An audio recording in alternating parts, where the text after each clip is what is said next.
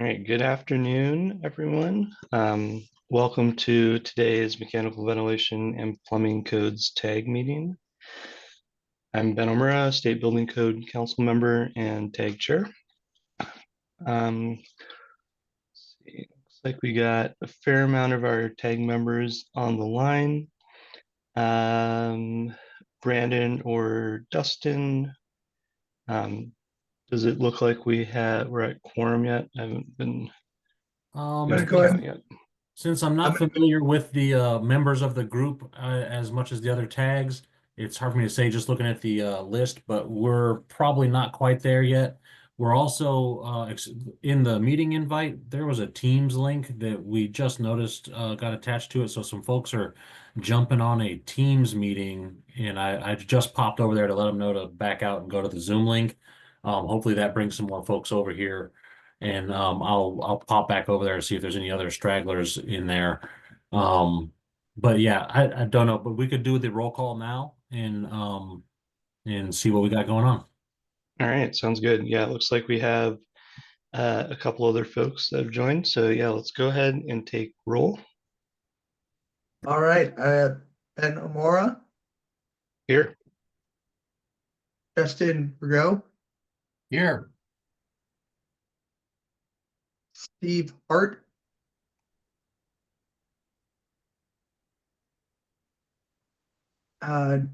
alternate Janice Kushore, Here. Borges, Ray Shipman,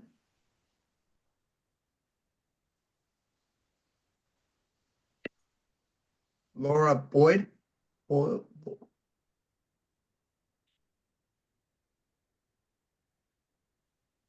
I see her. She just hopped on right now.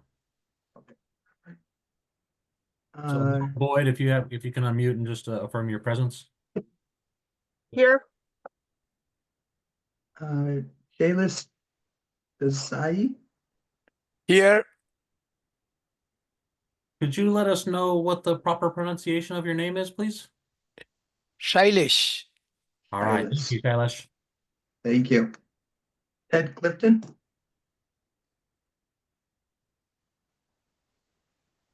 Ed Nelson, Ian Casey, Here. Bill Muskie,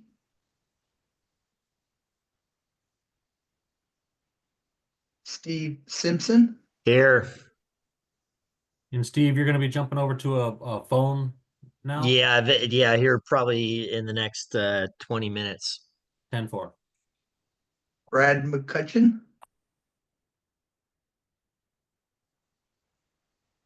Kevin Doyle, Is that Kevin Duell by chance? yes, I apologize. That's all right. Here I am. And we got some notification that Harpreet wouldn't be available for this meeting. That's correct. Alexandra Boris, Here. Jonathan Jones, Present. David Price. Here. All right, and we do have a quorum. All right, great. Thanks, Brandon. And I don't know if everyone saw the email, but Brandon is new to the SBCC VS staff.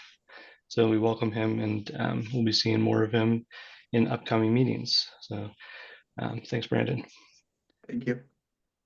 Dustin.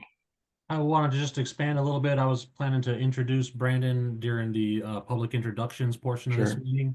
But we're welcoming him. He comes from a background of plumbing, and I am planning on him to work with the UPC during the Group 2 phase of our process for the 2024 adoption. If we get into the WUI code, I will also have him working with that code. And so you'll see him in this space, and then hopefully we see him around for many years, and he's been doing great so far. And so give him a little bit of grace as we go through this. This is his first meeting to run, and I'm here to support him in any way technologically, or if there's questions that he can't field right away, I'm here. I do have to jump off of this meeting at 2 for the legislative committee meeting, but if that ends up short, I'll be back here as well. So anyway, welcome to Brandon. Thank you so much. All right, great. Thanks, Dustin, and thanks, Brandon. I don't know if you want to say anything else, but feel free. I'm just happy to be helping in this process and look forward to getting to know all of you on a professional level. All right, thanks. Okay, so I guess from there, any members of the public who are on the call that would like to introduce themselves, please raise your hand. All right, Patrick, go ahead.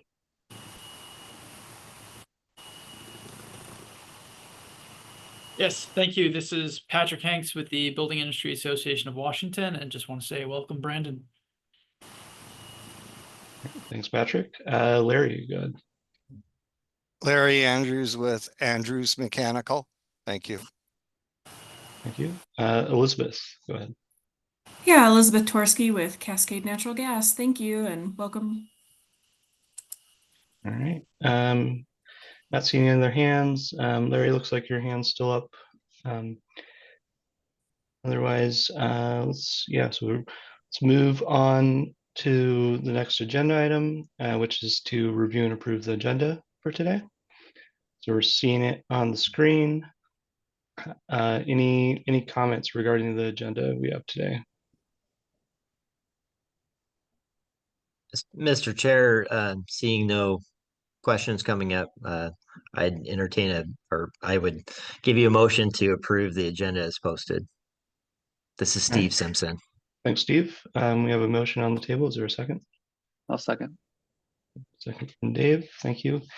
All right. And I guess before we vote on that, just so everyone's aware, we're kicking this off with a shorter meeting. And maybe as we kind of get into the next agenda item, we can look at the schedule that we have in front of us, so we can kind of discuss our approach and what we have in front of us, and kind of some of the time restrictions we might have in reviewing this initial documentation.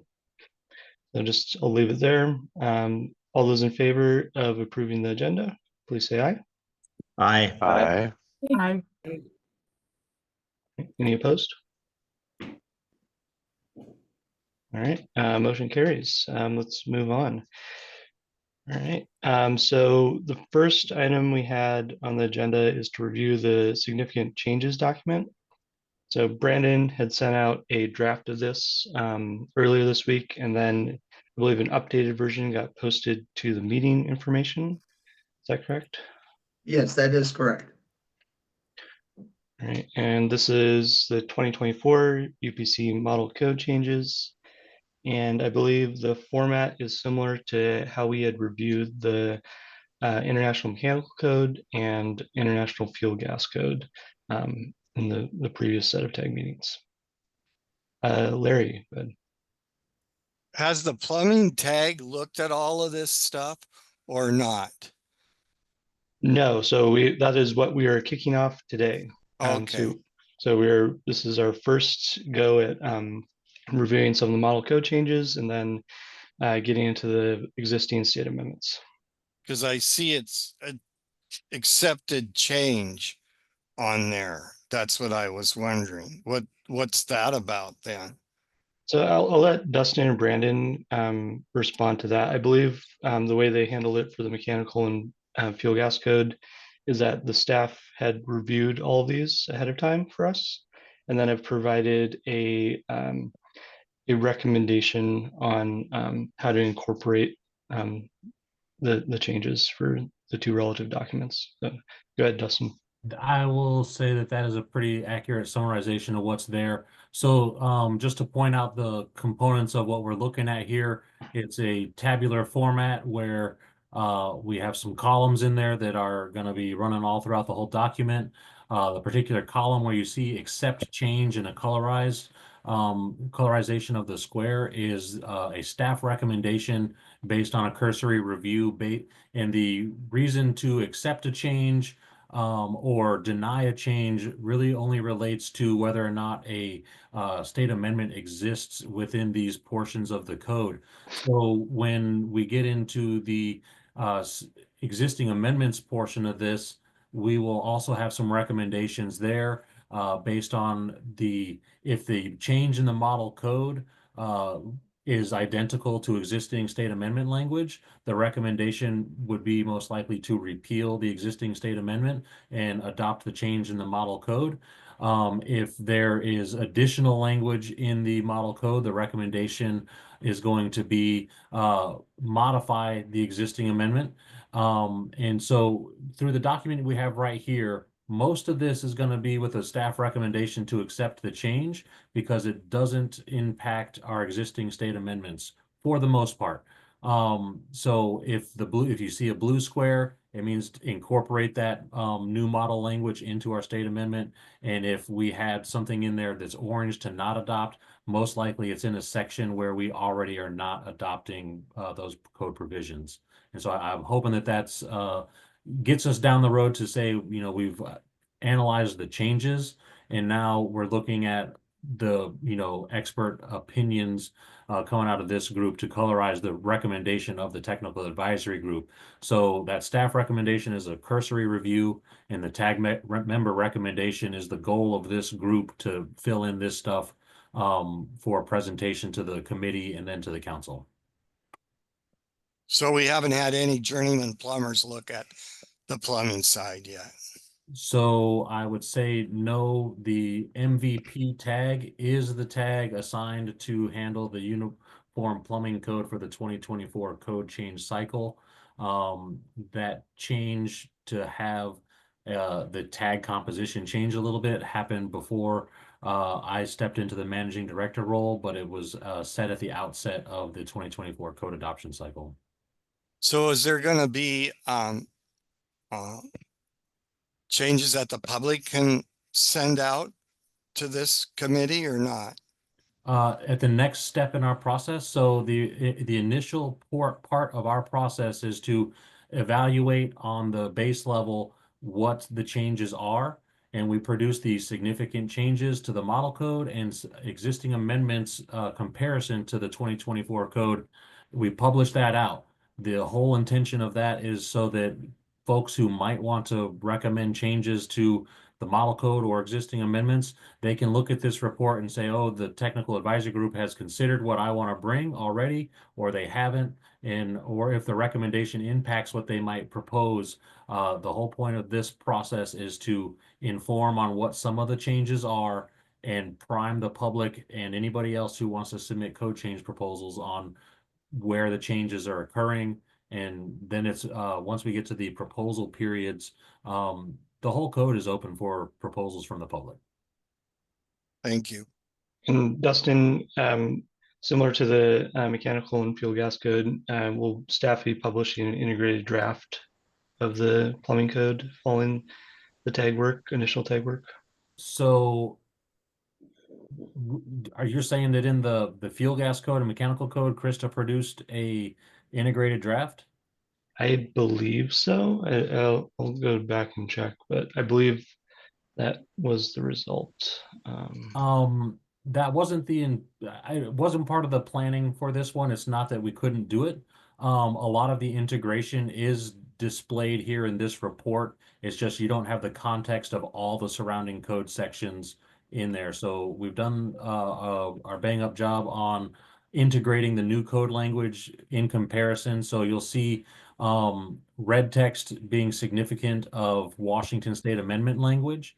If there's red strikeout text, that will be indicative of language removed because of Washington amendments.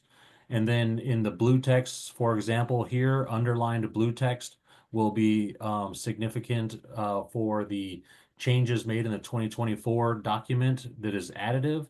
And strikeout blue text will be indicative of a removal of language by the 2024 update to the UPC. Any black text will be a static component. Okay, and I think you may be right. I don't think we produced an integrated draft for the mechanical or fuel gas codes. I think that's, yeah, we provided the recommendations and significant change flags for the committee, standing committee and council. And then that from there, the proposal period was opened up. And that proposal period is anticipated, or the hope is to get this to the council at the April 18th meeting. And so we got a bit of a row to hoe on that one. Right. Steve, go ahead. Yeah, just a real quick question, and it's probably more Dustin than anyone else. Is there a possibility that you can let this tag know? I can't remember what the total composition. I've been on the plumbing tag for quite some time.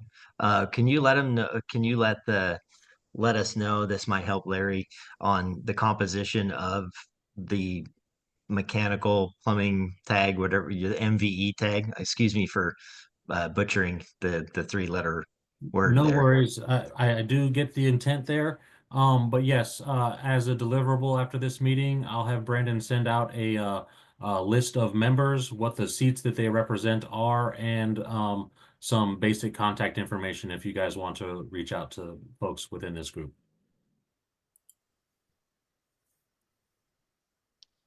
We have And yep. Other Steve, look, sorry, I called on Steve and there's 2 Steves with their hands Yeah, up. hey, my question, are you sharing these documents? Because I don't see them. You're talking about blue light, highlighted, underlined, red. Are you sharing them now or are you just, Are you not seeing a screen share on your I don't see it. interface? Okay, so right now Brandon's in control of the screen share, and I'm seeing his screen on my screen. Is anybody else not seeing the document? Yeah, I can see it. Yeah, So I think we're just seeing it. And so Steve, you might need to restart Zoom, or sometimes at the top there's a thing that says B Groats screen that you might need to click. Yeah. Okay, thanks. I might have to jump out and jump back in. Thank you. Okay. Laura, go ahead. Yeah, I missed that date. What is the target date to get this the document ready for the committee meeting? So the committee meeting in April is slated for the 4th. And so it would be ideal to get this out about 5 days before that, which is not really going to happen. But when we talk with Ben about what we're trying to do here, we envisioned a meeting here today, a short intro to break out what the task is. And then we envisioned another meeting on the 3rd and potentially another meeting on the 8th, and that would yeah, okay, I'm sorry, I misspoke on when the committee meeting is. The committee meeting is on the 9th. We are looking to potentially have this meeting conclude last business on the 8th. We may need to schedule a special meeting for the committee to get this done. But today's meeting is mainly to strategize how we can do the lift on this one. I'm not sure how many folks in this group have been in attendance at our recent meetings, but we are in a very compressed timeline to complete Group 2 codes and complete our APA filing documents when we do the CR 102. And if we don't make our December scheduled due date for all this, there's just a slew of implications that we're looking to avoid. And so we're trying to get everything done ASAP. If we can get this one done by the next committee meeting and get it ready and approved by the committee by the April 18th council meeting, we would be looking at opening the proposal window on that date, and then starting to maybe discuss some of those proposals while they come in, and then we'd be looking at a June council meeting to officially move those proposals back to this group for action and recommendations back to the committee in continuing that process.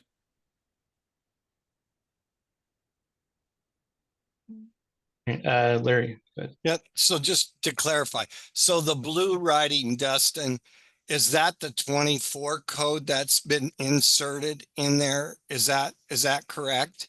That is correct.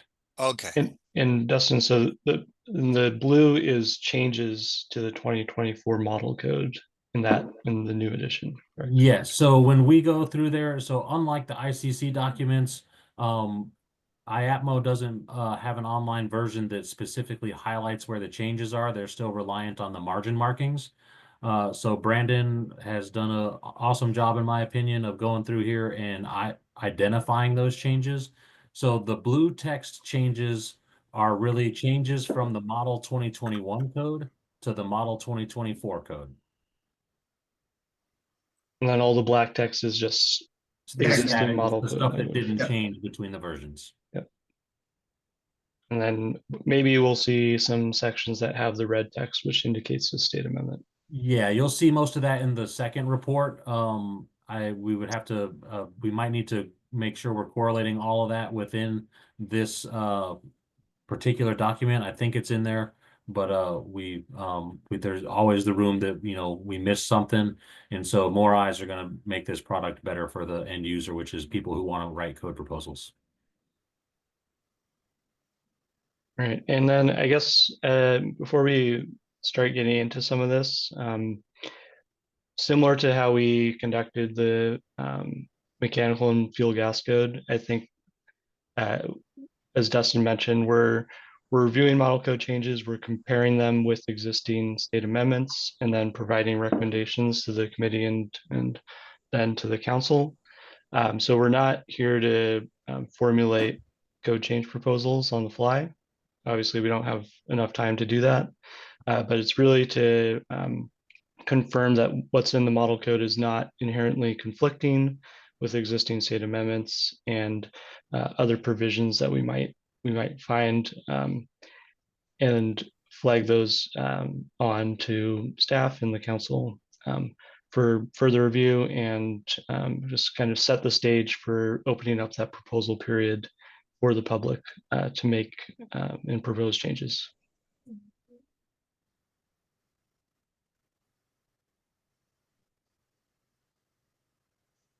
All right.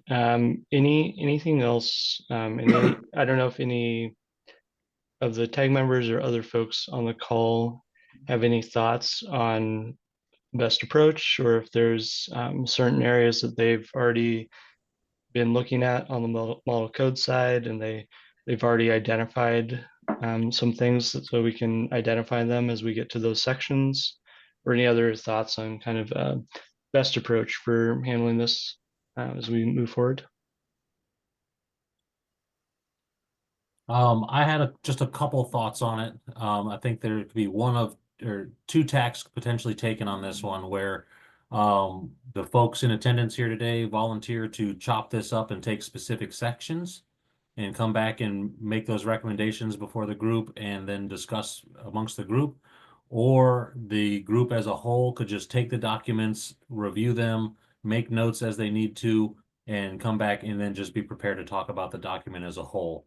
And unless there's a third option, I feel like those are kind of the two main ones available out there. Larry. So we're gonna go through the UPC first and then go through the mechanical code, the international mechanical code. Is that how this is rolling out, Dustin? We did the mechanical code last year. We're processing that one for the CR 102. The question I got was, it seemed like there was a lot of gas piping and stuff that was put into this documentation here, and that doesn't apply because the gas code is in the IFGC. So, I mean, why are we taking those sections out of the plumbing code? Because they're really not, I mean, you're going to have conflicts back and forth. So if I believe in the sections in our WAC that adopted this section here, they reference any fuel gas stuff back to the IFGC. As far as this document goes, we brought forward all the significant changes there.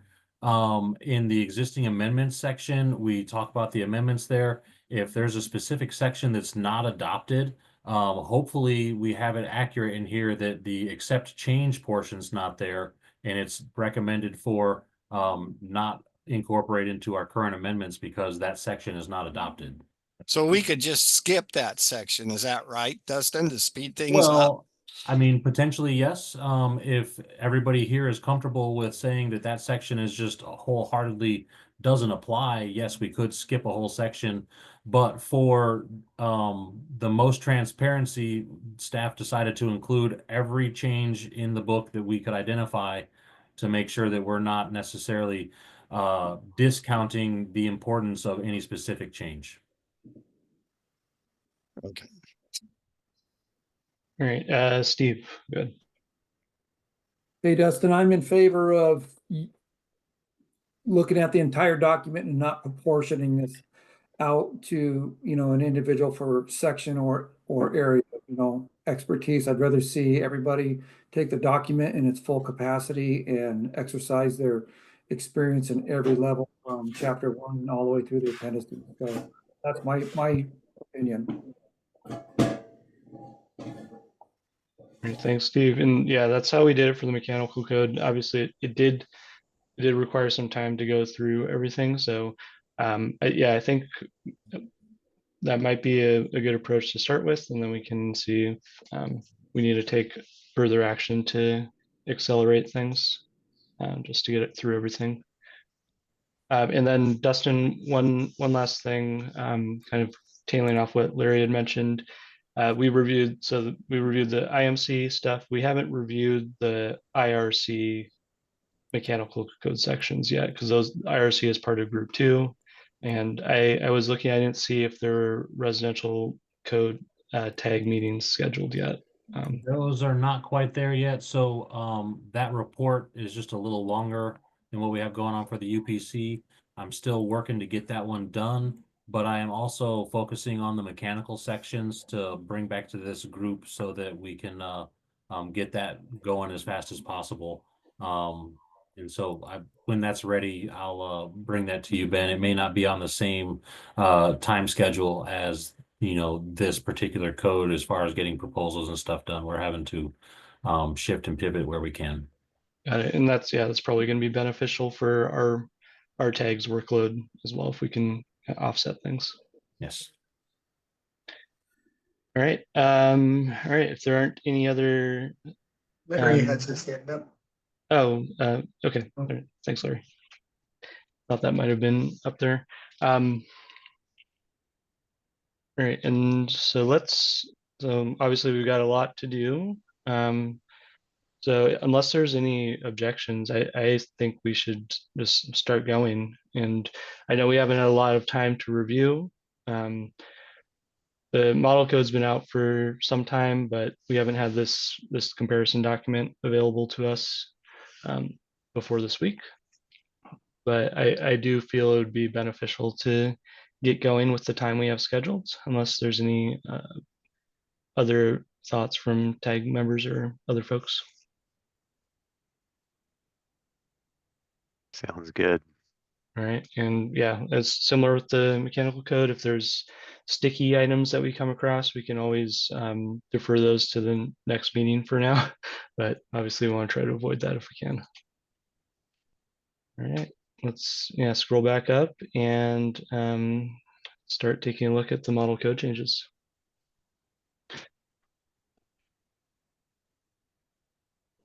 All right, so Brandon, I guess let's scroll through these and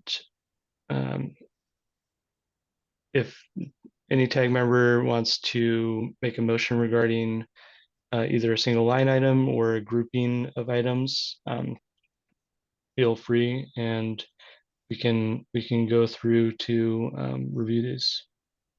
Larry, go ahead. So the first thing I see, I'm thinking we're talking about a gas riser here, an Anlos riser. I'm thinking we need to look at the International Fuel Gas Code and see what their definition is. Because if that definition, if that's, I mean, there's an anode-less riser. I'm thinking we're talking about a gas riser here. that comes out of the ground. You see? So if we accept this and the definition in the IFGC is different, then we've got two definitions that are out here for the same product. And I think we need to check that. You see what I mean, Ben? Yeah, yep. And I believe NFPA 54 is the National Fuel Gas Code. But that's not the code we go But by. yeah, it's not the And I'd love to IFGC. go by that code because that is the original code, but that's not what we have here. So I think we need to tag this one somehow and then verify it in the IFGC to make sure that our definition's the same. And is that something, Dustin and Brandon, you could take a look at? Yeah. Okay. So Brandon, if you can, as we're going through this, the far top right section of each one of these lines is our notes section.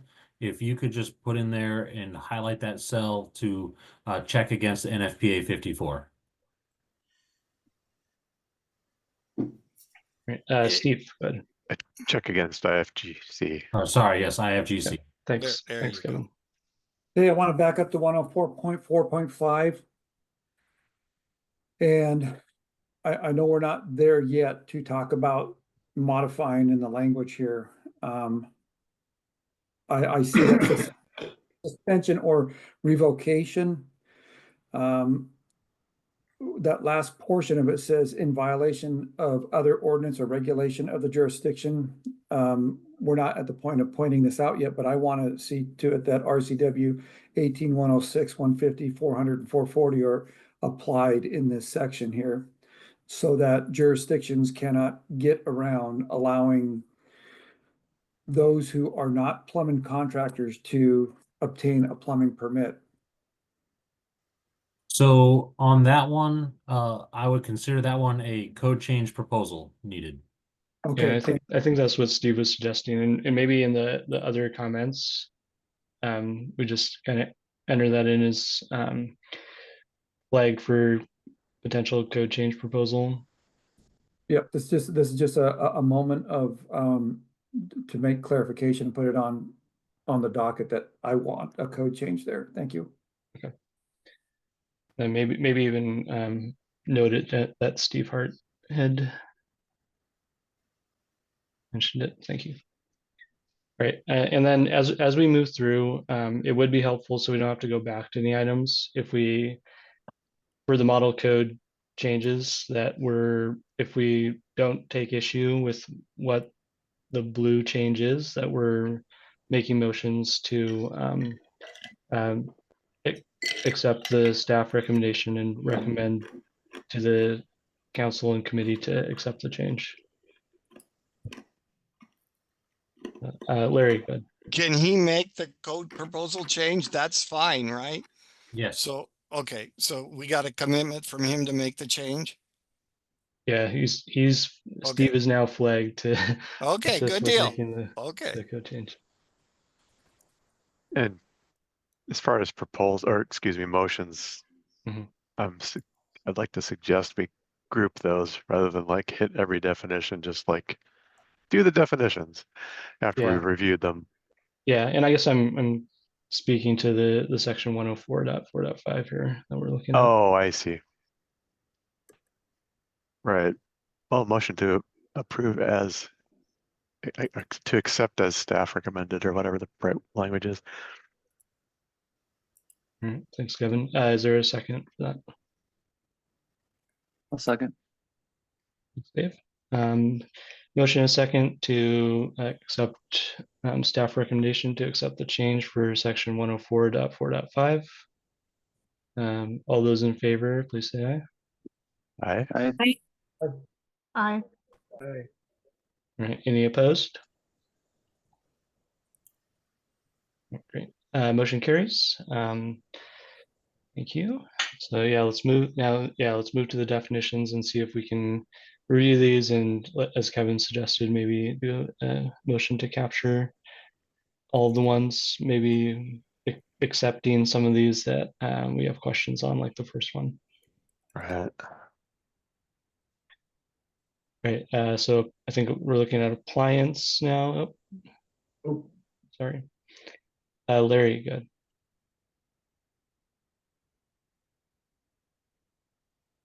And, we need to verify what the International Fuel Gas Code says about that. Okay, because hopefully they would be the same, but they might not be. Okay. So we need to flag it. Can Dustin check that for us? Brandon, can you just flag that one again for the check the IFGC? As long as it's the same.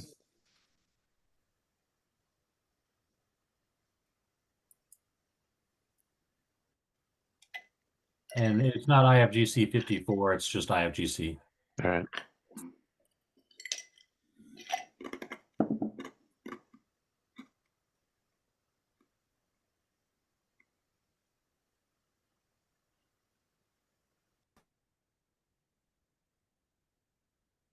All right, any other items for this first couple?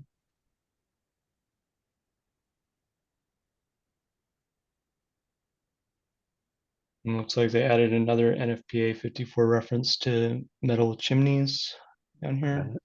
Right. Right.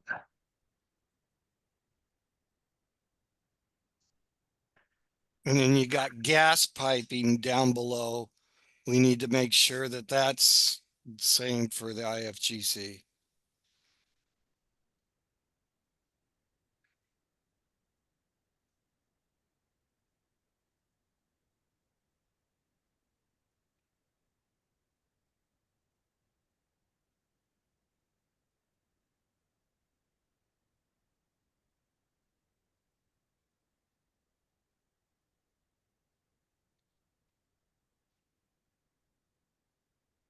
Looks like they have a couple new definitions here for diverter valves, different types of diverter valves.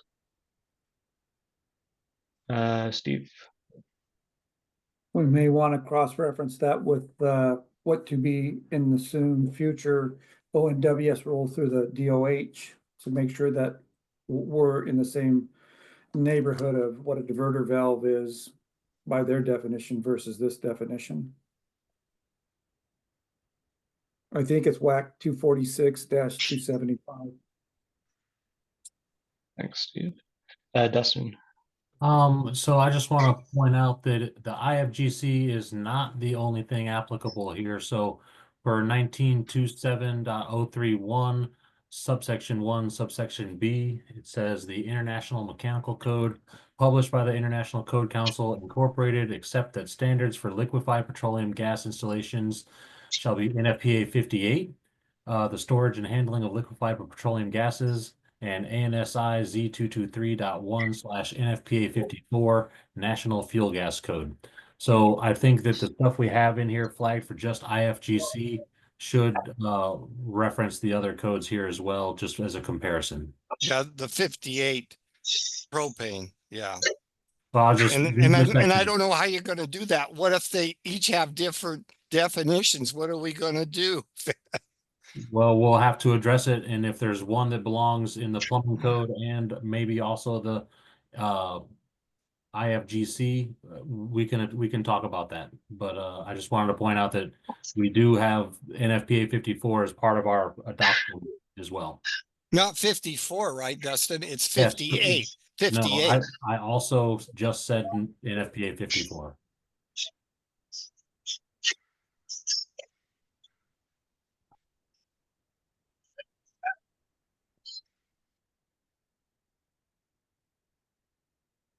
All right, so yeah, I think as we flag some of these, maybe at the next meeting, it would be helpful to, if there are differences in definitions, we can review those and address it properly to potentially have a code change proposal teed up to have those correlated.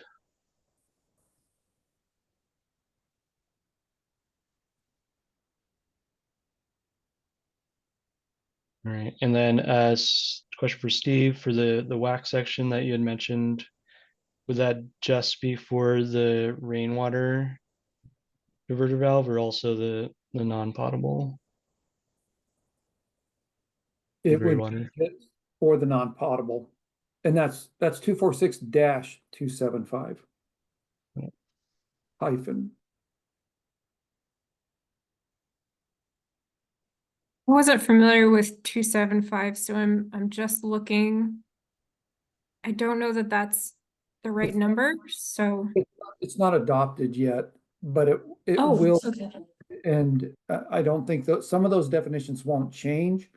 And that 246-275 is still going to be open for public opinion, but some of the things like a definition I doubt will change.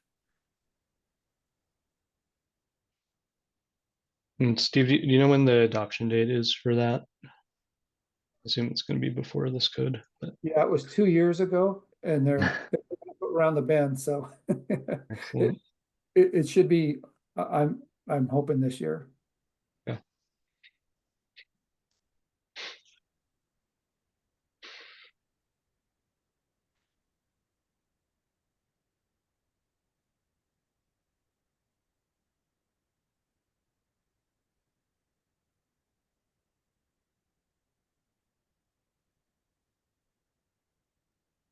All right, and then here's the gas piping definition. Looks like the model code had deleted some of the info out of the previous definition.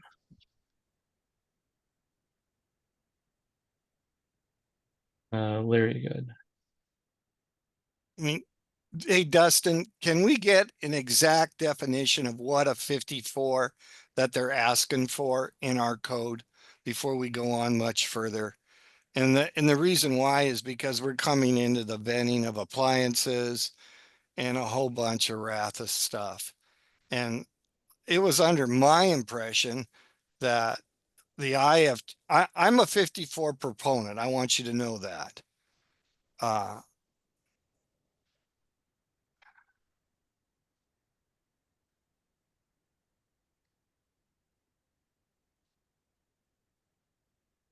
So are they saying that the gas code now isn't the IFGC? No, it's 54. This is what's in the RCW. I'd have to drill down a little bit more into WAC and stuff to see how the IFGC is brought into our codes. When did that change happen? This has been there ever since I started with SBCC.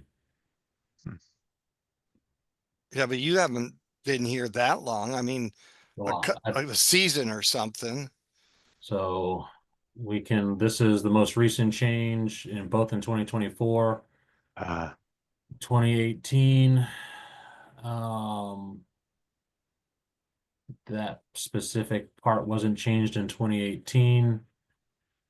Looking at 2015, that specific part had a modification, but not to what we're talking about. 2003.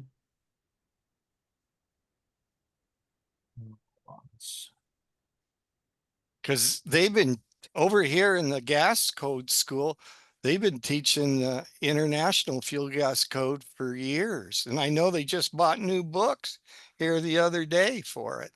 So it looks like in the RCW, that section came to life in 2003.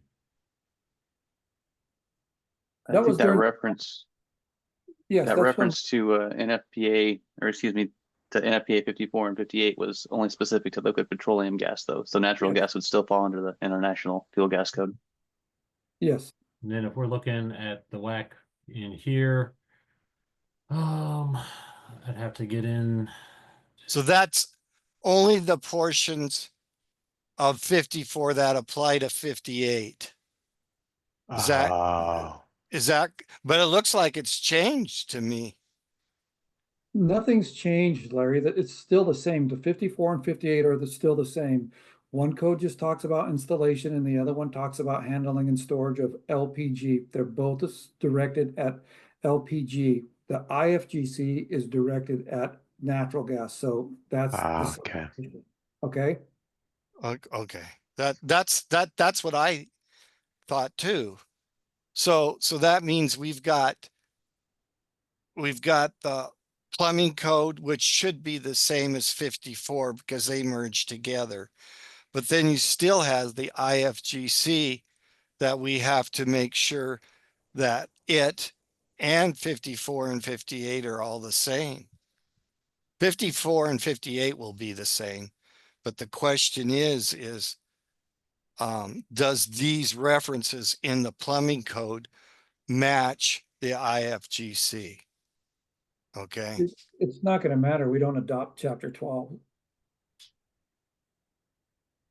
Well, that's why I'm saying, why would you adopt, why would you have these changes in the plumbing code if they're not going to apply? That's what I'm telling you. Oh, Because yeah, well, Dustin came out in the very beginning and said that they made declaration of every single change. And if it doesn't apply, then we're gonna just cruise through it. So okay, it so might be listed here, Larry, but we're not going to address it. They just acknowledging that this is a change, even though we don't adopt chapter 12. okay. But it's a lot of these, what I'm saying is a lot of these definitions have to do with the fuel gas code. That's what I'm telling you. And nothing in the plumbing code has to do with fuel gas code. Then it might be a code change proposal to not adopt that specific definition in the plumbing code. It could be as simple as that, or we could correlate the definitions across the code so that the stuff contained in the UPC mimics or reflects what's in the IFGC, NFPA 58, NFPA 54. Really, we're just trying to go through and say, if we don't want to accept the change, the staff recommendation doesn't have to be the recommendation that we're starting off with here. It's just we are trying to get this out here. So this is just a change. It doesn't impact the state amendments. And we said accept it. Now we are uncovering conflict there. The recommendation could easily be to not accept the change and not adopt that section.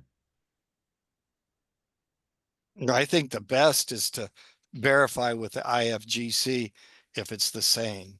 That's to me would be the best. But And that is the path we're outlining going forward. So we're flagging these stuff where we need to go verify those correlations in between this meeting and the next meeting. I would ask that Brandon go through and look at those different documents to compare and be prepared to speak on them when we bring this back to the group.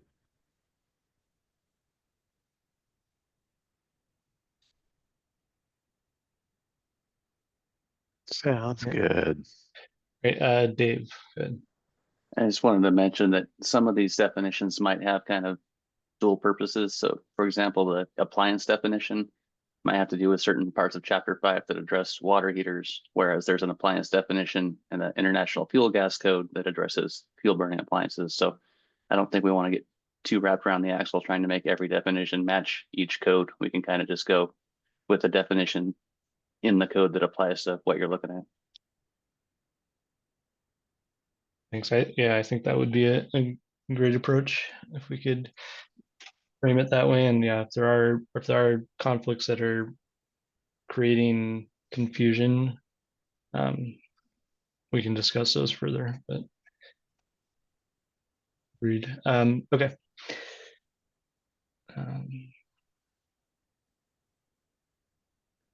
Did we leave off at essentially non-toxic transfer fluid? Yeah, I think we're around there, and yeah, feel free as we kind of scroll through if there's any items to discuss or other comments here for the definitions. Larry already called out gas piping should be checked. Mm-hmm.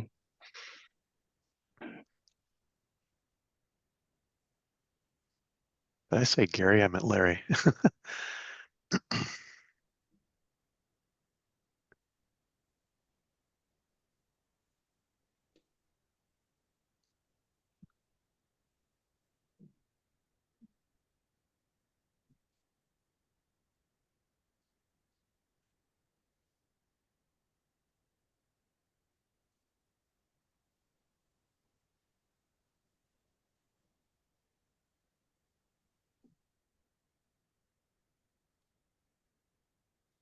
All right. Any other comments before we scroll down? Okay. Keep going.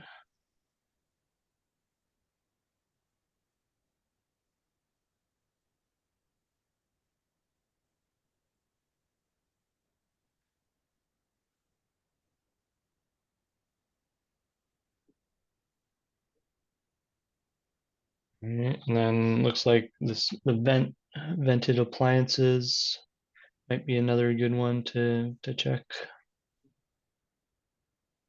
Maybe I guess the one below that, but maybe that vented connector as well.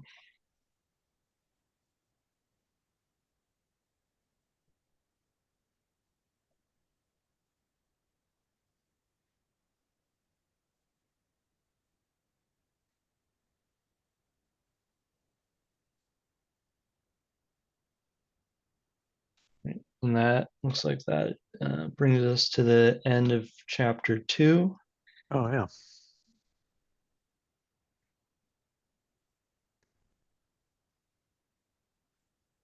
Dustin, you're muted. Just want to let you guys know I have to pop off to the legislative committee meeting. If there's any super pressing questions, I've asked Brandon to just shoot me a message and I'll try to get back to him via that method. I'll pop back on here if we're still running after that meeting. And if there's anything else, I try to answer after this meeting if there's a question that we can't get to right away. And let's just try to keep it flowing. And remember, Brandon's new, and don't beat him up too much. All right. Thank you. I really appreciate your time and hopefully see you guys in a second. Thanks, Dustin.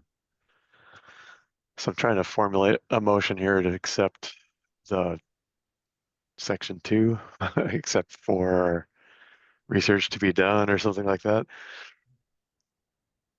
All right. Thanks, Kevin. Is there a second for that?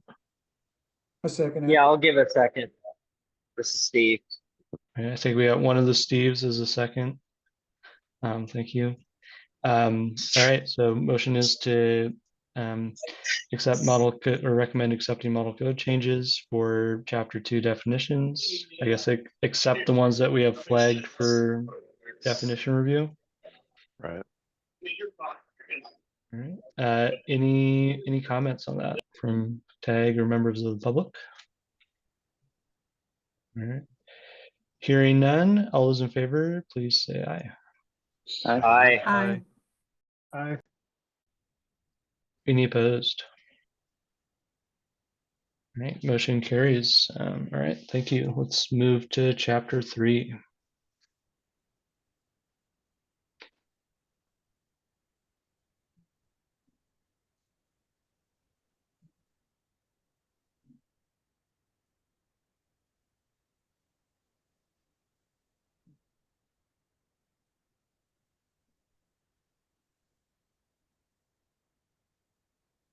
Okay, looks like we got a new section for mass timber buildings in here. Change the title of the section below that.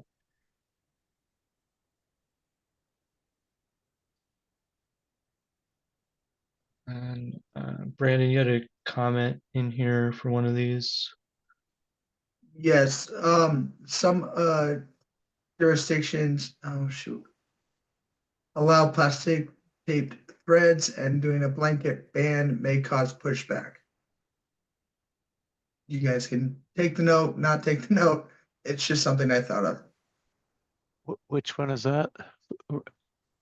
Female plastic connections, 310.9. Oh, okay. Oh.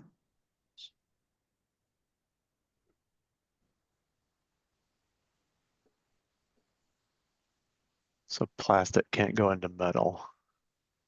And I guess Brandon, you're indicating that you've seen that some jurisdictions do allow for this.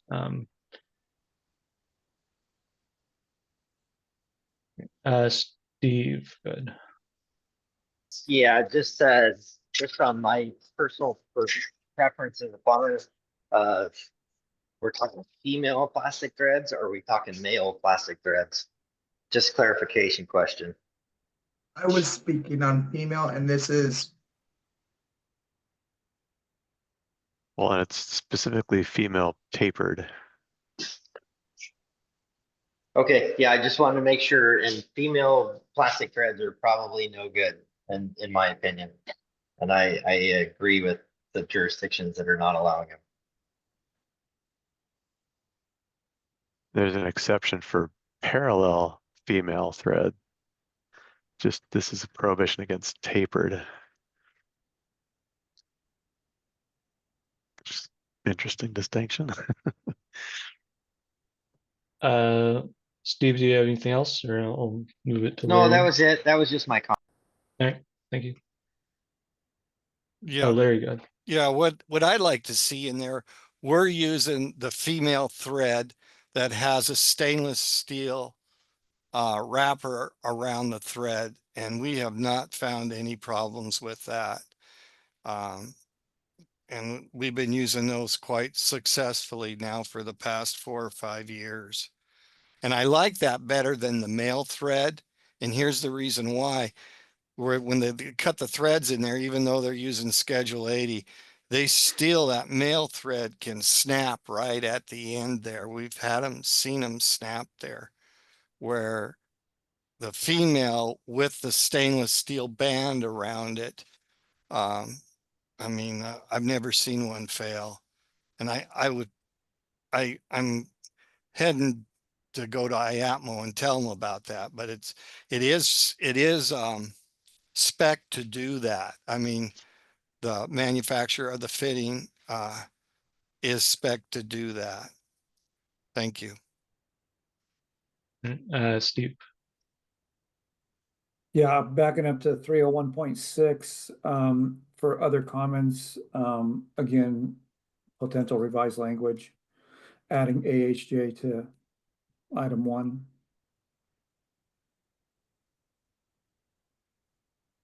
I'm sorry, I couldn't quite hear. Yeah, we're limited. They're telling us there's only 2 people that can design plumbing systems for mass timber, and that can't be where we limit it at. We should be able to go beyond a plumbing contractor who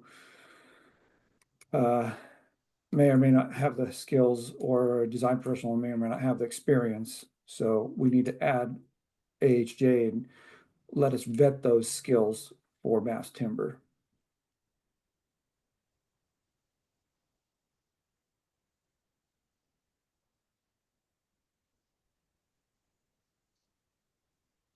All right, and then I guess for 310.9, the female plastic connections item, would this be another one that we would want to flag for potential code change proposal? It sounds like there's some potential folks that want to do that, or the action today could be to recommend accepting the model code provision, but then there may be a code change proposal to modify or remove that section in the future, once this goes out to the proposal window.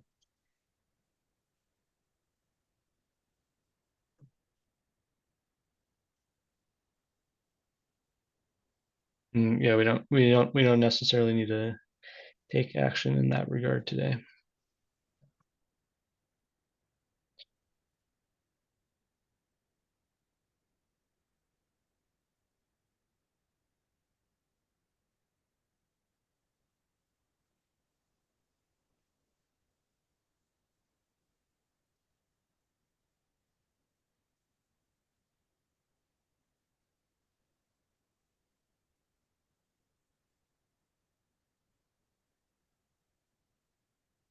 All right. 310.10 is regarding ABS and PVC transition joints. And this is a new section.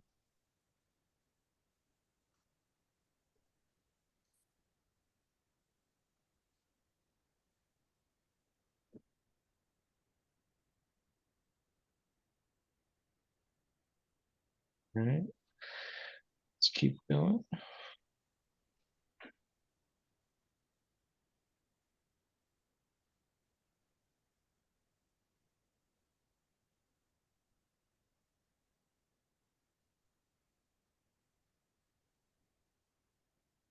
Looks like we're adding in tubing requirements, and yeah, here like for 312.9, the added model code section there at the end is referring to chapter 12. So that's one where do we think we should just recommend striking the last sentence because as we don't have chapter 12 adopted? Oh, yeah, good call. I agree. Yep.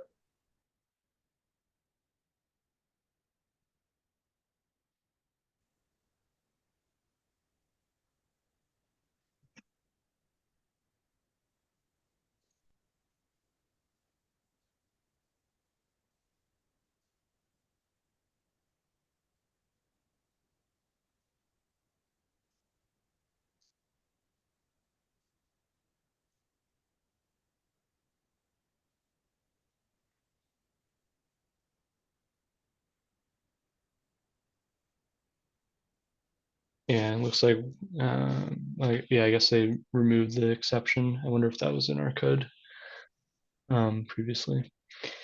All right, let's keep going. A couple more sections in chapter 3 here.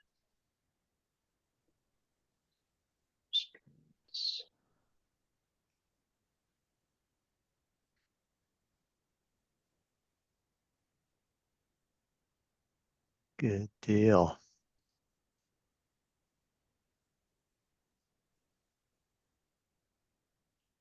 Okay, any other comments for the chapter 3 model code changes? Steve, good. Yeah, I'm not totally satisfied with the language there. It says seismic restraints shall be in accordance with the building code.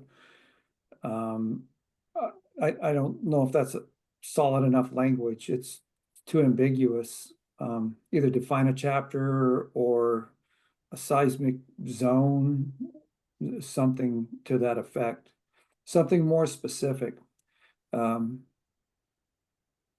Residential, I mean, there's IRC and there's also IBC, there's different rule and requirements. So I would want to be more deliberate with language. So I'll just say I propose modifying the language.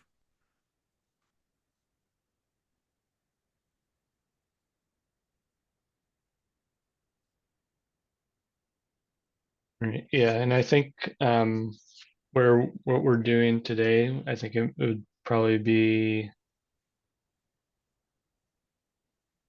where we would be flagging it for code change proposal, since it would be modifying new model code language. Larry, good. So Steve, are you thinking about putting in the exact, the requirements of the seismic restraints for the pipe? Is that what you're thinking, Steve? So it would be in the plumber section. So when the plumber opens up the book, he knows what he's got to do. Is that what you're thinking, Steve? Similar to that, I don't want to get us crossed over with the tables for seismic restraint for like DWV every 60 feet or something every 100 feet. I don't want to get into that, the prescriptive approach versus a project that wasn't designed by a design professional. You would be forcing somebody to throw a seismic engineered design on a product that can be answered prescriptively. So I just want the language to be more focused on the job itself and the seismic zone or the type of structure so that we don't override a prescriptive approach and say, well, let's go to the next, 3 levels higher and do some sort of engineered design using the building code and those parameters. I want to keep it at the level that the product is being installed at and not shoot over the top of it and cause unburdened economic costs where it's not necessary.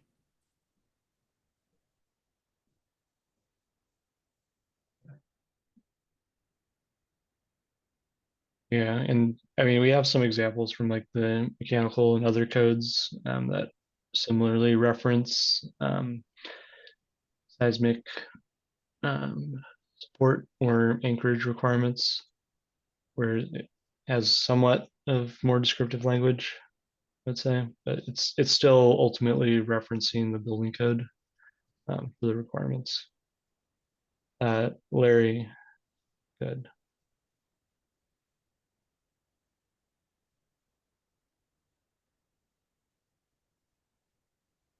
Larry, you're muted if you're talking. Can you put those change proposals in that you want to have in there, Steve? So we get, I think that's great because you want the guy in the field has the book and he should be able to do it from there. We shouldn't have to wander. Yeah, I mean, I'll work with whoever to get the right language. I mean, we're trying to get through this as expedient as possible. So that we can all go back and look at all of these and drill down. But yeah, I mean, I'm just flagging it. It needs to be, looked at a little bit closer. Thanks for the comment, Larry. Is the method that I'm using to flag it going to be easy for everybody to follow later on when they're looking at it? It is for me. Yeah, Yeah, I think this like it. works, and yeah, I think ultimately you're going to publish this as a document that'll be available to everyone to review, and yeah, I think if it's in that last column and it's highlighted like that, I think that'll be definitely helpful.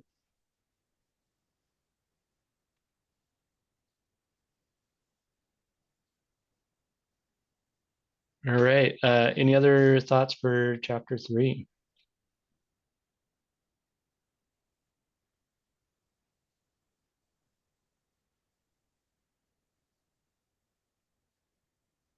All right.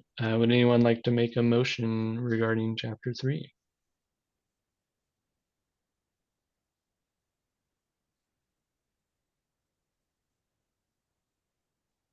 I'll make a motion that we accept the changes per the staff recommendations, with the exception of the last sentence of 312.9 as noted. All right. Thanks, Dave. I'll second it. Second from Justin/Kevin. All right, so motion is to accept model code changes or recommend accepting model code changes to chapter 3 with the exception of the noted striking of the last sentence of 312.9. All those in favor, please say aye. Aye. Aye. Any opposed? All right, motion carries. All right, let's going into chapter 4.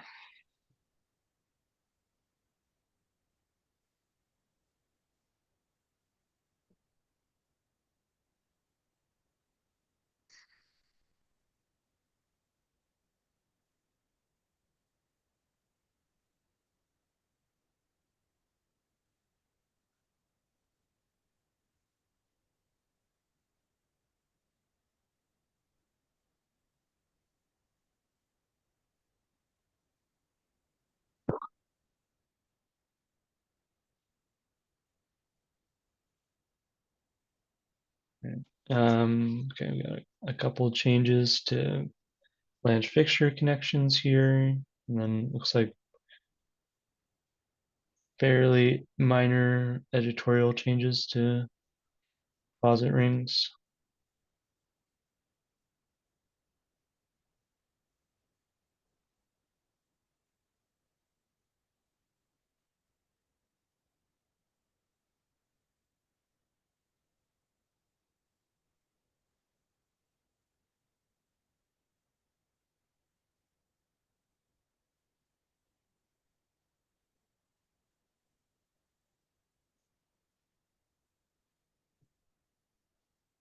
All right, just continuing down. Let's see. All right, now it's getting into floor mounted back outlet, water closets, overflows, sinks, lavatories, and bathtubs. is this, so Brandon, is this a new section that did they move the language from a different section or something? For 404.2.1, Yeah, it's a new section and an old section. It's a new title for the section, and then they removed, I can pull up the 2021 edition. Give me just a second.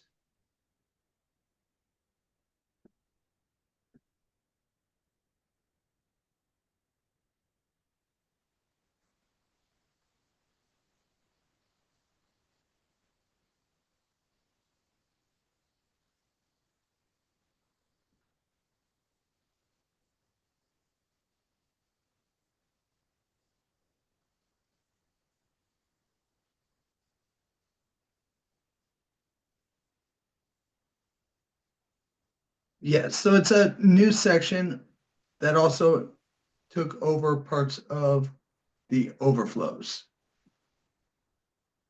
And that's the section they eliminated. gotcha.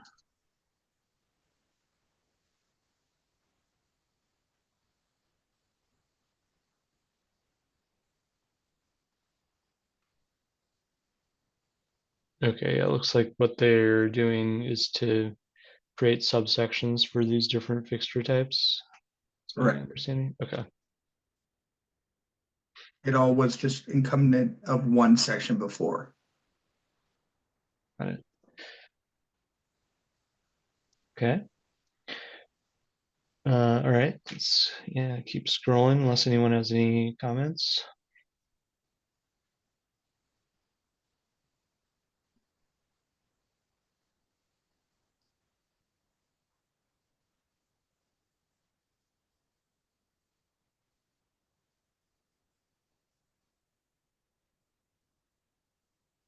All right. And then for 408.2, I see in the comment column, there's a see existing amendment item in here. Yes, there's an existing amendment, and I can pull that up.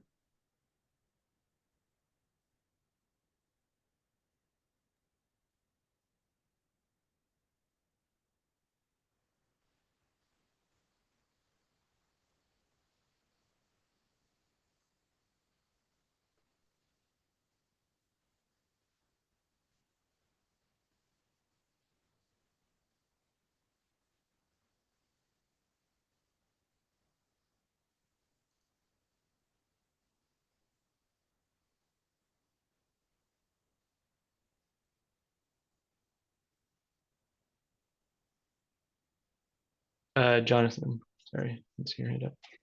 No, no worries. I imagine, which it did, it verified as soon as it's on the screen. I think that the energy codes require a lower flow from the faucets, and I think that's what it's referring to here. You see, there's the stuff that's on the screen. EPA's water sense and the energy codes require low flow faucets 100%, and that's probably the minute they're pointing at.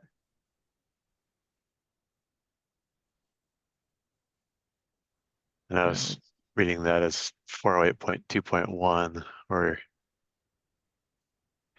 multiple shower heads with one shower. Yeah, I think one thing that's happened here is that the model code is revised the numbering, it looks like. Or Oh, they've added in something. So the 2021 Washington had 408.2.1 as multiple shower heads under water consumption. ah, right, gang showers. Okay. Well, actually, no, what you said. Yeah, I think gang showers was under 408.3.1. Would you like me to switch back to the significant code change now? Let's see. Yeah, so I guess on here, Brandon, is that whole water consumption section a state amendment? Yes. Right. Okay. Yeah, I think maybe that's a little bit confusing too. I would have thought like we would have had it in red or something to. So originally, I have another document, which is the existing amendments document. And Mhm. I can share that. That has all the notes and everything in red. We just converted it to the black just to make it easier on the eyes to read. But if you give me just a second, I can pull up the original note one.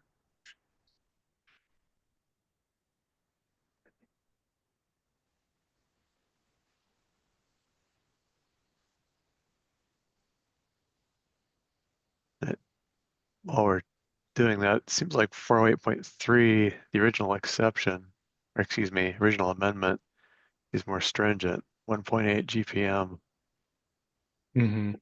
whereas the new language is 2.5. And adds in the body spray portion. Yeah, I mean, it seems like you'd want, if we're gonna include body sprays, that would be also 1.8, I would think. Yeah, we I probably guess just want to substitute the state flow rates with the model code.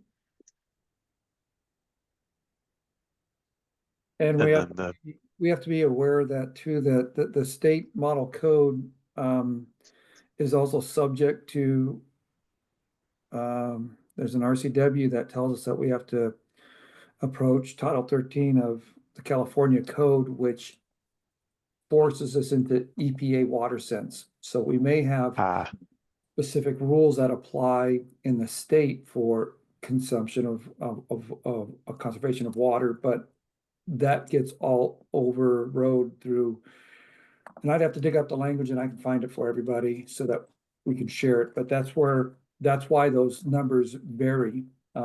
We might have a state or even in our plumbing code, but it gets significantly reduced once again through EPA water sense, but that's because we adopt Title 13 as the governing body for water conservation. The California code. I'll have to dig it up. Thanks, Steve. And yeah, okay, yeah, Brandon, this is actually for me more readable, I would say. That's I fine. don't I know. can share this document at the end Yeah. of the, so that everybody has this one as well. Yeah, that would be great. I find that a lot easier to comprehend on what the state amendment is covering and if it's taking out whole sections or just specific portions of existing sections.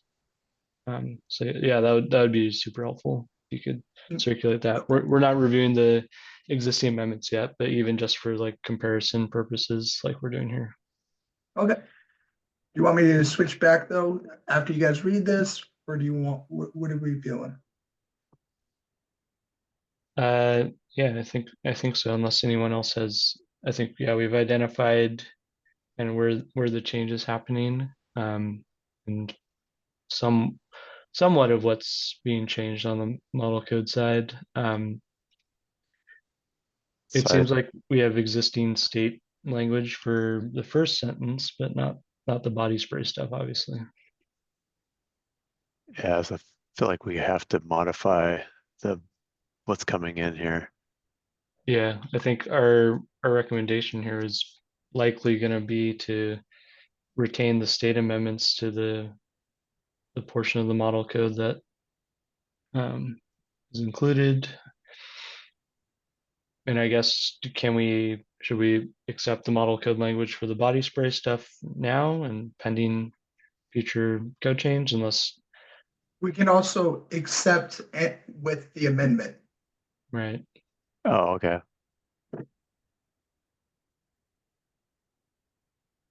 And I think based on what Stephen mentioned, seems like there's going to need to be a code change proposal potentially to address the body sprays unless they're somehow exempted from that that provision.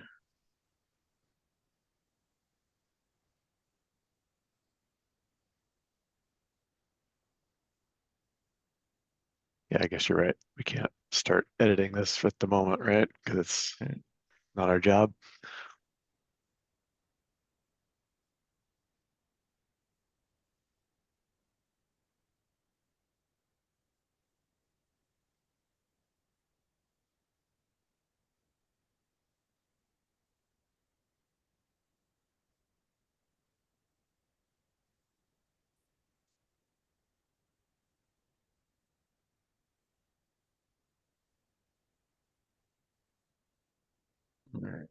Okay.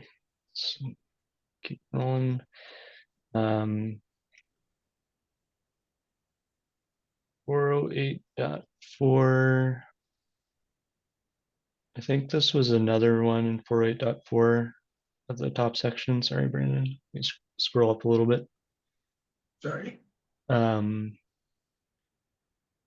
Waste outlet. Okay. Okay. Yeah. Okay. You've got the state amendment in there. Okay. Perfect. And so just to confirm, what is the model code change that's happening? Is that the blue text and or I Yes. guess it's in 408.5 because the section's updated. Yep, they eliminated this line and then added shower drains shall comply with the ASME A112.18.2. Okay, okay, I see. And then our state amendment is an exception following that.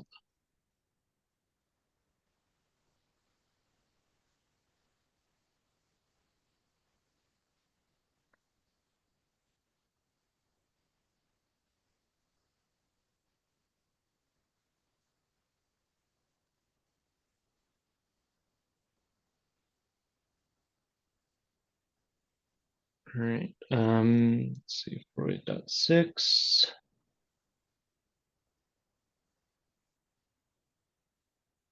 And 408.7 is another one where we had an existing state amendment here.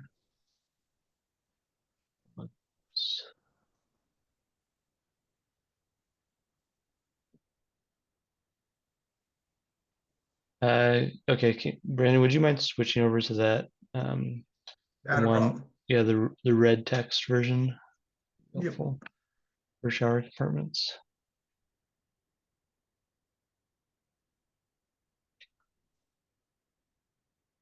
No.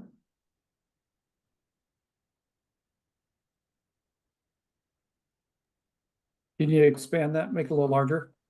Yes, let me move it to a different screen. Give me just one moment.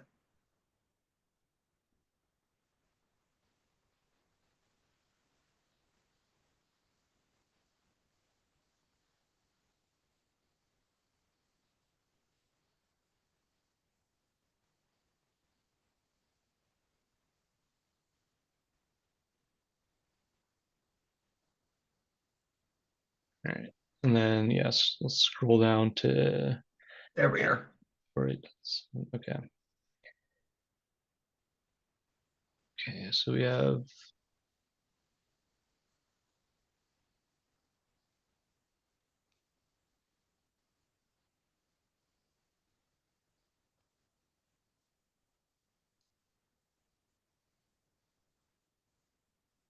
all right, so we've had a state amendment to update the area size here.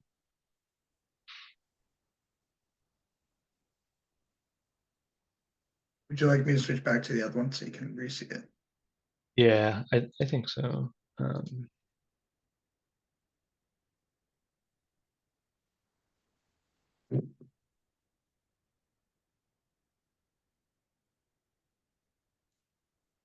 Steve, good. 408.7, I make a comment now to completely overhaul this whole version of language. Especially since number 1 says the minimum required area and dimension shall not apply. It conflicts with the requirement to have a minimum.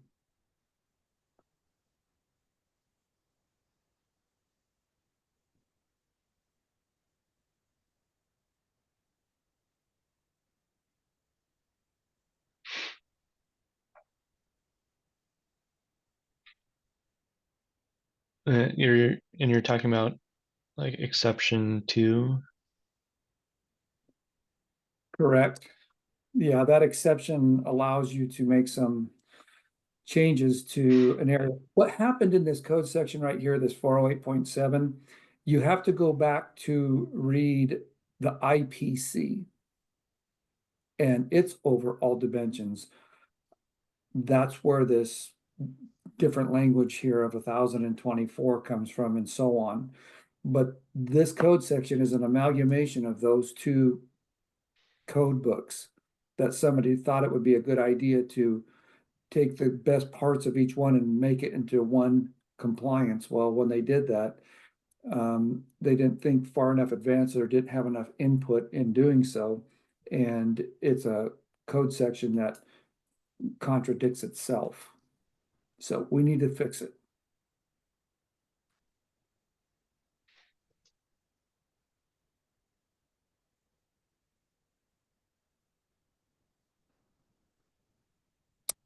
All right. Yep. Sounds like a plan. Steve, so where it says not less than 30 inches in width, is that the part in number 2 there that we got a problem with? No. It's just referencing that the minimum dimensions, they just do not apply. If the dimensions are less than 30 inches, well, when you take out a tub shower and you throw a shower pan in and you put a glass shower door in, you now have less than 30 inches. Right, because you don't have your circle in there anymore. Correct. And if you put tile on the back wall with no glass wall and you just use a shower curtain, depending on where you put the shower curtain, determines whether or not you have overall dimensions of less than 30-inch circle. So it's unattainable in the way the language is written. We just need to change it.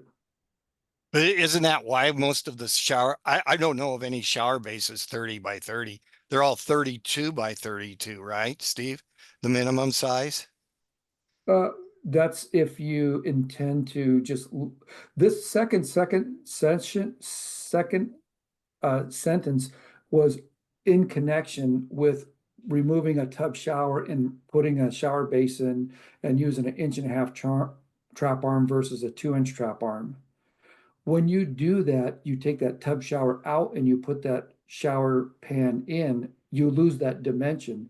And when you lose that dimension, this second sentence is saying like, oh, well, since the overall dimension is 30 by 60, where you took the tub shower out and put in a 30 by 60 base, you no longer have to apply with a 30-inch circle. And you couldn't comply with it anyway, because you actually are using a base that is at the outside edges of what would be a shower base. So in order to just not have that be a conflict, this sentence says the minimum area just doesn't apply.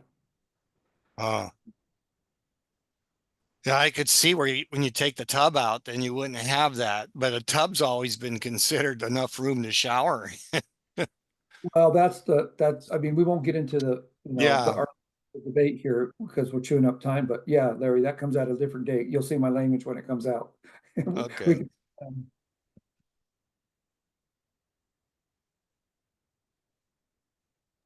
Cool. I'm done. Looks like we've noted it, so.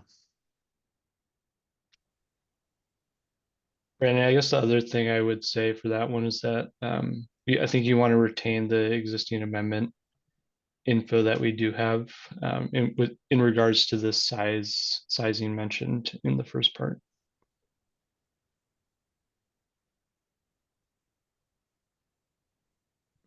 For item 1, I guess.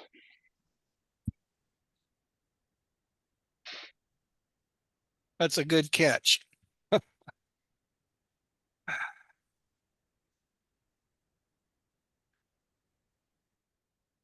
Right. So it looks like this 48.8 now, that's Just just with the the whole relocation. relocation. Okay, so no change there. Then we got a couple new subsections, it looks like.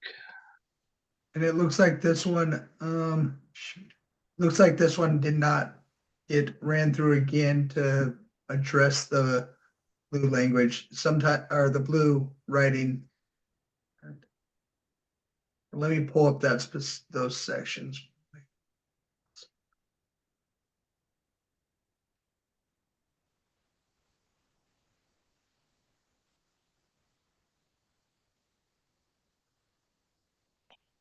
Or I think these are relocated sections as well, right? Yes, they Brendan? are. Okay. Yeah, okay. So these aren't, this isn't new language, looks like. I'm just running through real quick to make Okay. sure. Okay.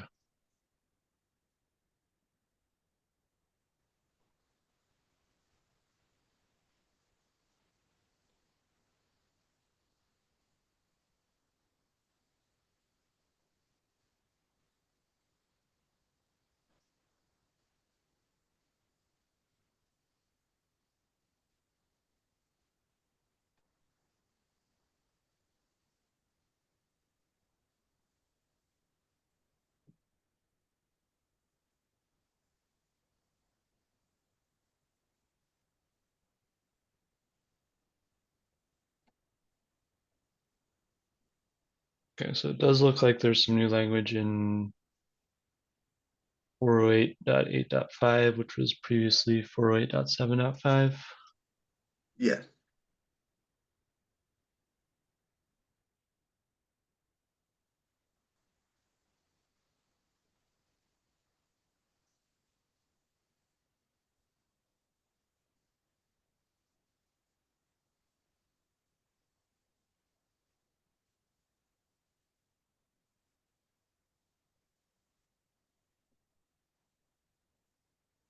And then looking at the previous code, I think the language from at the beginning of the last sentence looks like it's the same from where it says the test plug shall.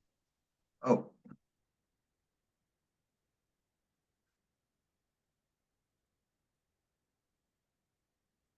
Oh, it's in the 2024 editions, sometimes they carry over because of how the lines fall.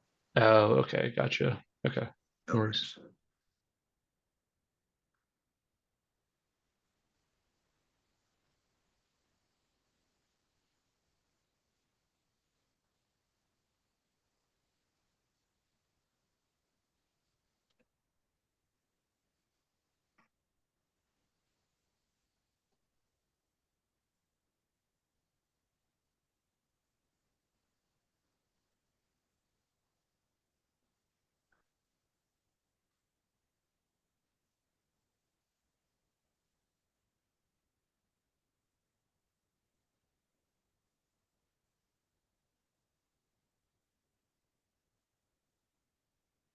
All right, cool. Thank you.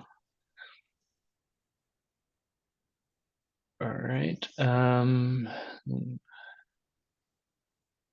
Most of these are just moves, and then 408.11.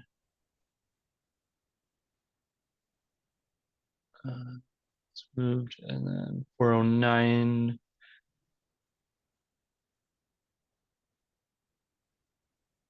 So what was okay? So the model code change was to remove a citation. Yes. Okay.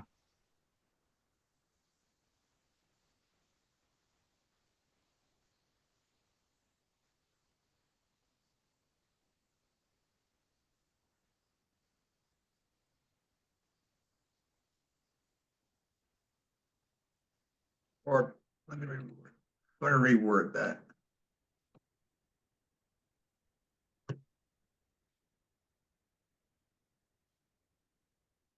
Was it just moved to the subsection below? I guess what happened for suction fittings. Yes. Okay.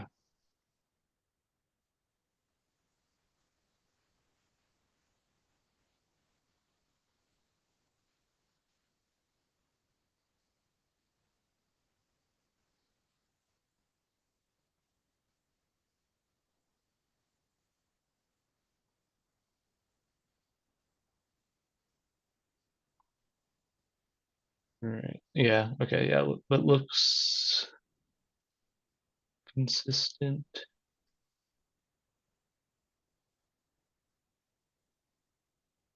And then the flexible PVC hoses that I think that was there already, but the number got bumped down.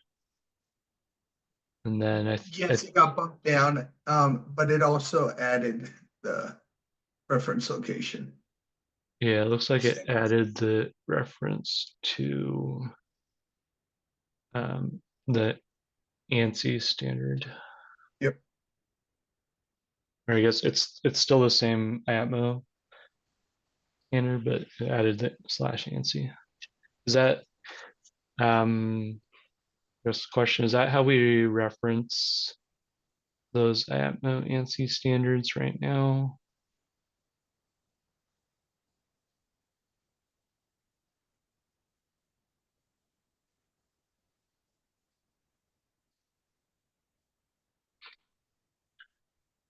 All right. Okay. So, let's see.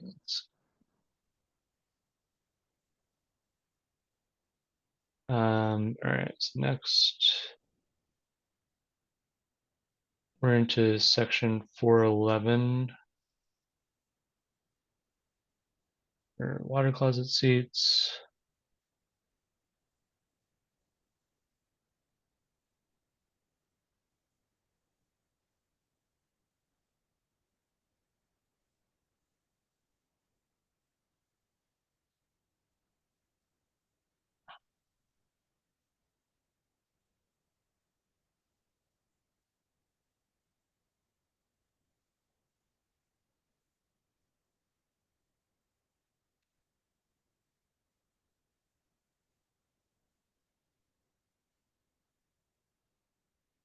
All right. Okay. Yeah, I don't have any comments here, so we keep going.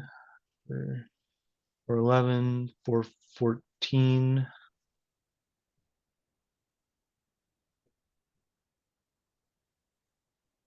And then 414.3. So the recommendation here was to do not adopt. Due to the existing amendment.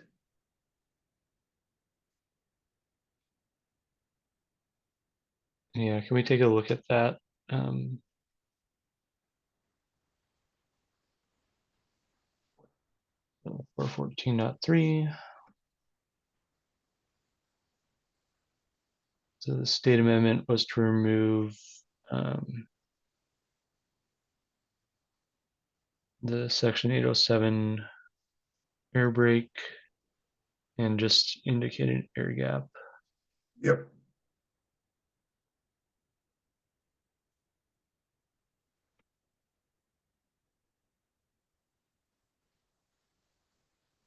Okay. Right. That recommendation makes sense to me.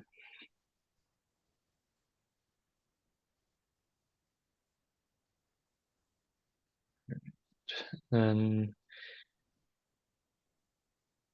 continuing on, 414.4, 415.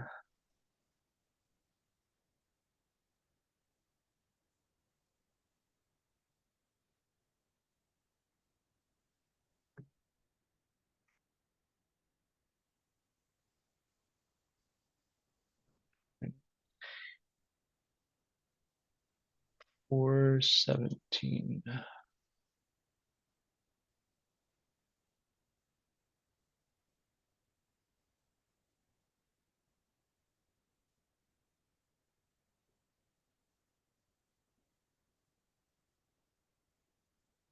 Seventeen at 6. Okay.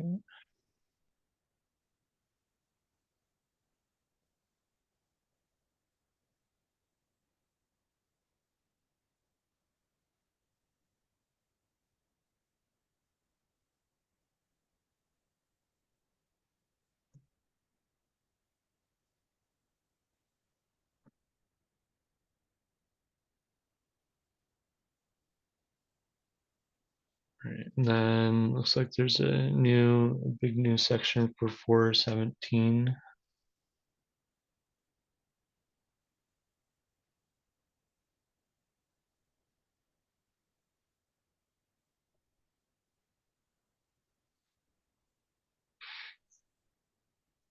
Brandon, one question for you. One thing we did when we're reviewing the mechanical and fuel gas code is that we did try to make an effort to flag items that would have a construction cost impact. Okay. And yeah, I guess looking at this, that kind of brought it to mind. If yeah, I'm gonna flag this a different color just so that way. yeah, I think that would be good. And yeah, unless anyone wants to weigh in and indicate that there probably wouldn't be a cost impact for this model code change. I guess I'm not sure if these are already being installed with check valves or not.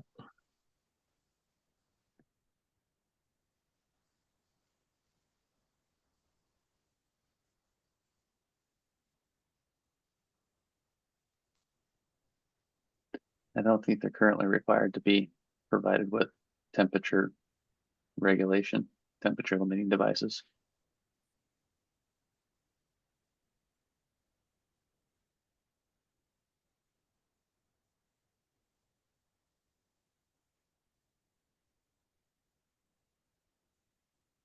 Right. Yeah, thanks, Dave. You were also going to flag that one, correct? Yeah, I think it seems like it has similar, yeah, the water temperature limiting device there.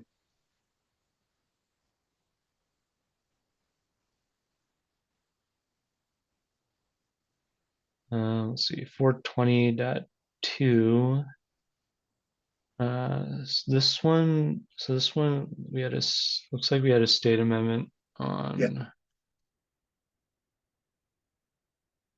And okay, the staff recommendations that do not accept change. Just in the wrong color. Okay, yeah, thank you.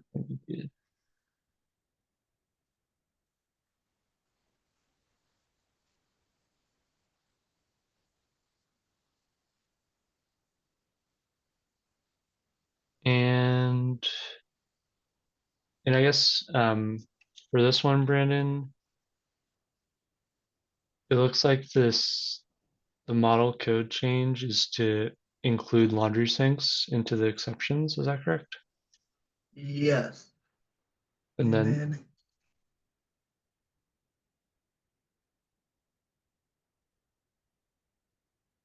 so I'm wondering if that's the only change on the model code side.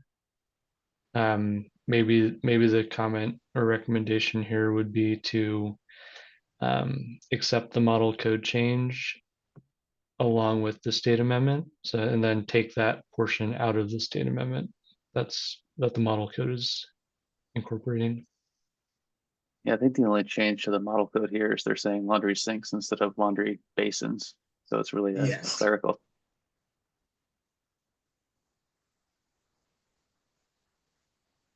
And I'm seeing that the 2021 Washington that's on IAPMO. I'm not looking at the insert pages, but it says laundry trays for the state language. Steve, go ahead.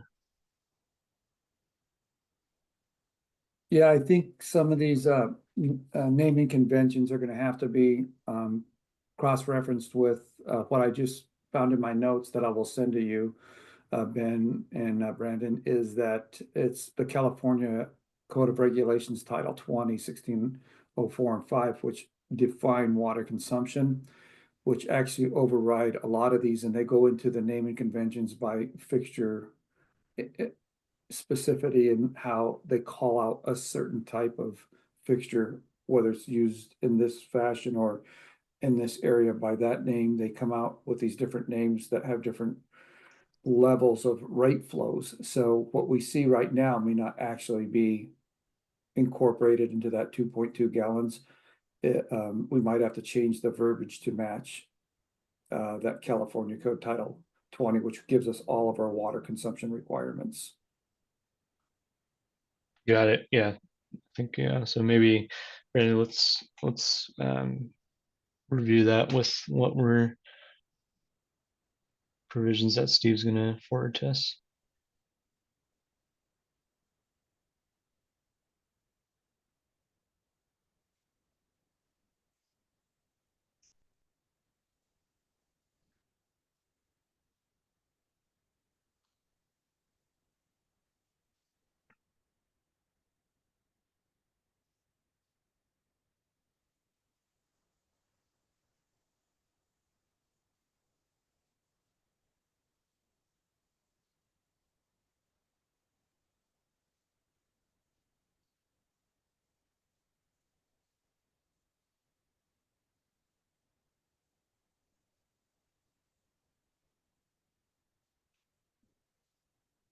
All right.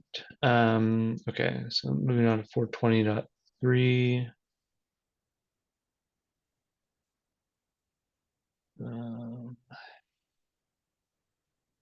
Looks like okay, so you had noted for the table below accept change with amendment.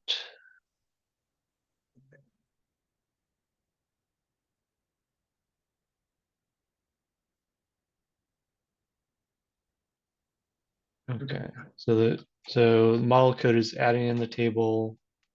The state amendment had included the ASME requirement, it looks like. Yes.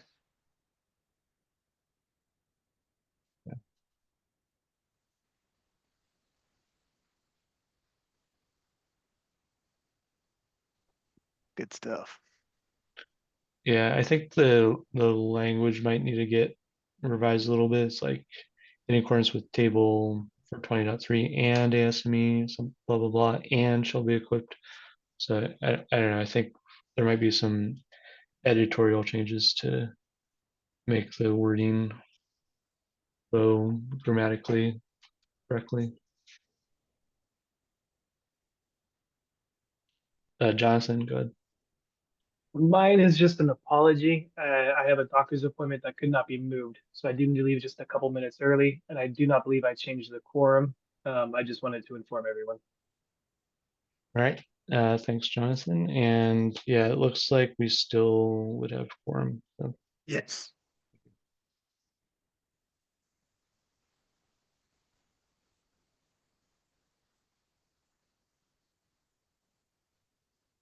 Just a quick note, everything in 422 is not currently adopted by the state, so we might want to just skip by this one.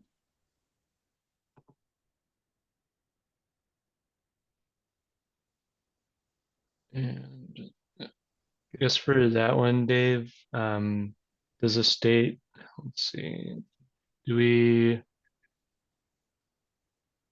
okay, yeah, we just have it indicated as not adopted as under 422.1. I can change that for these ones. Yeah, Yeah, that's everything from 422.1.1 all the way through everything in 422.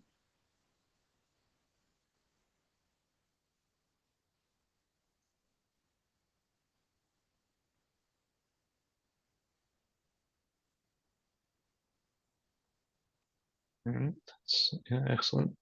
Save us some time here.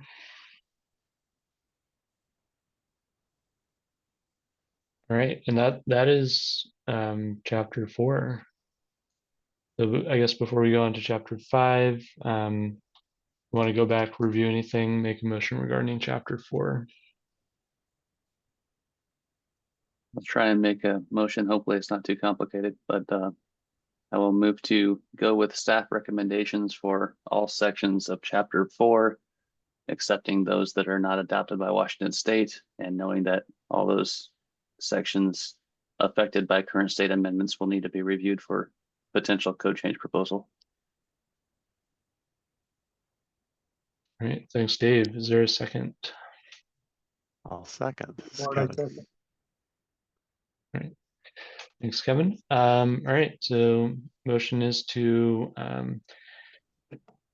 recommend adoption and acceptance of the staff recommendations for model code changes, except as Dave mentioned, for items not adopted by the state code and items that require further review to correspond to state amendments.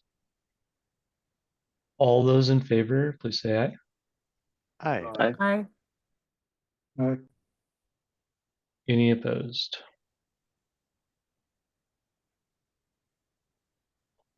All right, great, great work getting through that. So we have 10 minutes left in our time, and so looking at chapter 5, I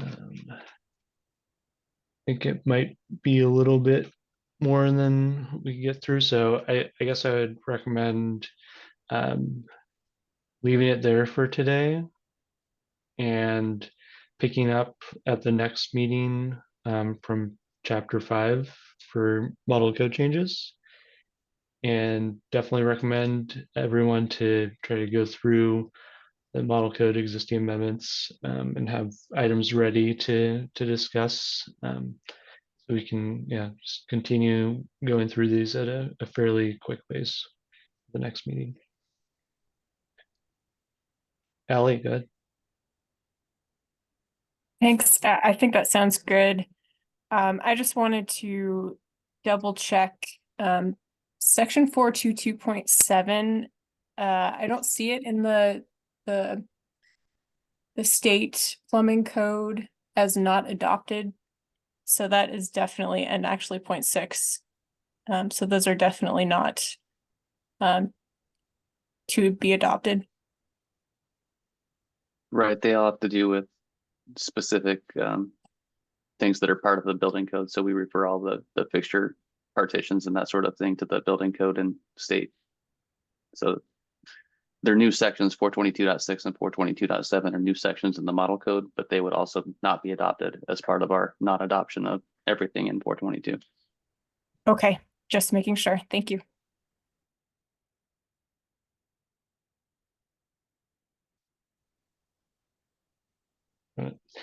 Thanks, Dave. All right. Any other comments before we wrap up today? I'm just noticing we're on page 13 of 118, so like 12% in or so. I will say that a lot of these are just clarifying language or moved locations. We Okay, wanted to make sure that we put everything in there so it would not appear that we were not being transparent. gotcha. And then, when we get to some of the later ones, I think that they have all the standards tables in here as well as part of it. Oh, So right. that's a good, I don't know, 20 plus pages. Gotcha. So we're not quite as far away as it may appear. But still a lot to do. Appreciate that. Appreciate everyone's time today to kick this off, and I'm looking forward to getting through the rest of it. We're gonna have the next couple meetings are going to be a bit longer, so we're gonna have more time to spend going through these. But yeah, appreciate everyone's time today to jump on at fairly quick notice. And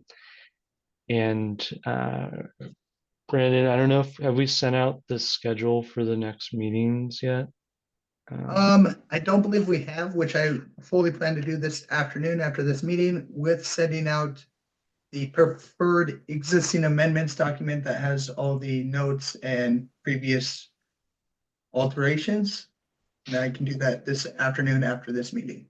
Okay, perfect. And when I've discussed the timing with staff, I tried to keep it in some of the same slots that we used for the previous tag meeting. So if anyone's having issues making the times work, please reach out to staff regarding the scheduling.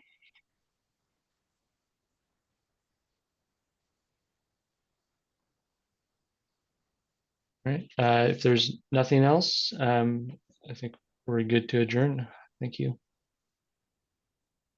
Thanks, everybody. Thank you. Thanks, Ben. Thanks, Benjamin. Thanks, everyone.